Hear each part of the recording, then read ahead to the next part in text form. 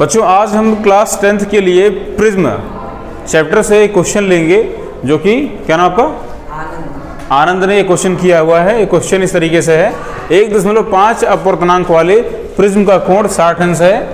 Prism के लिए अल्पतम विचलन कोण minimum angle of deviation delta m का मान ज्ञात करें यदि साइन 49 अंश बराबर 0.75 आपको दिया गया है, पहले से दिया गया है। फिर जरा देखिएगा, एक प्रिज्म है जिसका अपवर्तनांक 1.5 है, इसका कोण 60 अंश का है और इसके लिए आपको अल्पतम विचलन कोण का मान ज्ञात करना है। दिया गया है साइन 49 अंश बराबर 0.75। प्रिज्म आप जानते हैं, क्यों जानते हो कि नहीं? प्रिज्म एक ऐसा पारदर्शी माध्यम होता है जो किसी कोण पर झुके हुए दो अपवर्तक पृष्ठों से घिरा होता है। प्रिज्म एक समान पारदर्शी माध्यम होता है जो किसी कोण पर झुके हुए दो अपवर्तक पृष्ठों से घिरा होता है। यहाँ पर AB और AC क्या है? अपवर्तक पृष्ठ हैं। जब कोई प्रकाश किरण इस पर गिरेगी इन पृष्ठों पर तो इनसे अपवर्तित होगी। प्रिज्म के दोनों पृष्ठों से प्रकाश किरण का अपवर्तन 2 बार होता है। इस तरीके से प्रकाश की किरण, सपोज करिए यहाँ से कोई प्रकाश की किरण गिर रही है इस प्रिज्म पर, पहले गिरती है इस पर तो इस तरीके से मुड़ जाती है, अपने पथ से विचलित हो जाती है, पुनः दूसरे पृष्ठ AC से भी ऐसे विचलित हो जाती है। प्रथम पृष्ठ से जो प्रकाश किरण अपवर्तित हुई है उसे बोलते हैं अपवर्तित किरण, और जो प्रकाश किरण दूसरे पृष्ठ से बाहर निकलती है उसे बोलते हैं निर्गत किरण, इमर्जेंट रे। आपतित किरण को आगे की ओर बढ़ाने पर और निर्गत किरण को पीछे की ओर बढ़ाने पर इनके बीच में एक एंगल बनता है, उस कोण को बोलते हैं विचलन कोण। क्या बोलते हैं? विचलन कोण। ठीक है, एंगल ऑफ डेविएशन। आपतित किरण को आगे बढ़ाने पर, निर्गत किरण को पीछे बढ़ाने पर इनके बीच में कोण बनता है जिसे बोलते हैं विचलन कोण। प्रिज्म के दोनों अपवर्तक पृष्ठों के बीच का जो कोण होता है वो प्रिज्म का कोण कैपिटल A होता है। यदि प्रिज्म के पदार्थ का अपवर्तनांक स्मॉल n है, मान लो कि प्रिज्म का जो पदार्थ है, मटेरियल है, उस मटेरियल का अपवर्तनांक स्मॉल n है, तो आप जानते हैं सॉल्यूशन, हम जानते हैं प्रिज्म का अपवर्तनांक। प्रिज्म का अपवर्तनांक बताइए सूत्र क्या होता है? प्रिज्म का अपवर्तनांक स्मॉल n, हाँ भाई क्या होता है? n बराबर हाँ of A plus delta m upon 2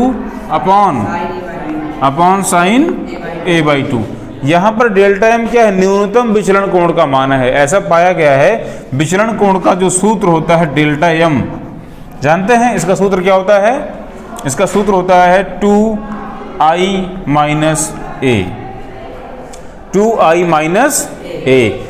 I क्या है? आपतन कोण है। प्रकाश किरण जिस कोण पर आपतित हुई है प्रथम पृष्ठ पर, वही आपतन कोण I है, और a क्या है? प्रिज्म का कोण है। प्रिज्म के विचलन कोण का मान आपतन कोण के मान पर निर्भर करता है। अगर आपतन कोण का मान घटाते चले जाओगे तो विचलन कोण का मान भी घटता चला जाएगा। एक विशेष आपतन कोण के लिए आपको प्रिज्म के लिए न्यूनतम विचलन प्राप्त हो जाएगा। उस विचलन कोण को बोलेंगे न्यूनतम विचलन कोण। हमें डेल्टा m पता लगाना है। सवाल पे आते हैं। हमारा सवाल ये है कि प्रिज्म का अपवर्तनांक आपको दिया गया है, प्रिज्म का कोण भी दिया गया है, आपको अल्पतम विचलन कोण का मान पता लगाना है। तो रखिए काम करिए, स्मॉल n की वैल्यू कितनी है इसमें बताइए? प्रिज्म का अपवर्तनांक कितना है? 1.5 बराबर साइन ऑफ A मतलब प्रिज्म का कोण 60 अंश का है, अब प्लस डेल्टा m विचलन कोण बटे 2। इसको पूरे को भाग करना है किससे? साइन A/2 से, यानी कि 60 अंश बटे 2। साइन 60 बटे 2 डिग्री मतलब साइन 30 डिग्री ना, तो बराबर क्या हो जाएगा? साइन A मतलब वही 60, उसको वैसे ही लिखते हैं, प्लस डेल्टा m बटे 2 बटे साइन 30। और साइन 30 अंश का मान कितना होता है? कितना होता है? 1/2। 1/2 यहाँ रख देंगे तो sine A plus delta m, A मतलब 60 बराबर 60 लिखना चाहिए, ठीक है, बटे साइन 30 1/2। 2 चला जाएगा ऊपर, 2 चला जाएगा ऊपर, क्यों चला जाएगा ना? या एक काम ये भी कर सकते हो, ये पूरा किसके बराबर में है? अपूर्णांक 1.5 के। क्यों? ये 1.5 के बराबर में है। इस 1/2 को इस तरफ भेज दो तो यहाँ पे डिवीजन है, इधर आएगा तो क्या हो जाएगा? मल्टीप्लीकेशन हो जाएगा। तो आगे देखते हैं, देखो ध्यान से। साइन 60 प्लस डेल्टा m बटे 2 बराबर 1.5 गुणे 1/2। गलत तो नहीं है? बताओ। यानी कि साइन ए, फिर ये लिख रहे हैं 60 प्लस डेल्टा m बटे 2 बराबर 1.5/2। 1.5/2 अगर आप पता लगाएंगे कितना आंसर आ जाएगा बताइए? 2 7 14, 0.7, 5 2 5 10 ना, एक बचेगा ना, 0.75 आपको दिया गया है। 0.75 का मान किसके बराबर में है? साइन 49 के। तो हम अगर चाहें तो लिख सकते हैं इसके जगह पर साइन 49। गलत तो नहीं रहेगा?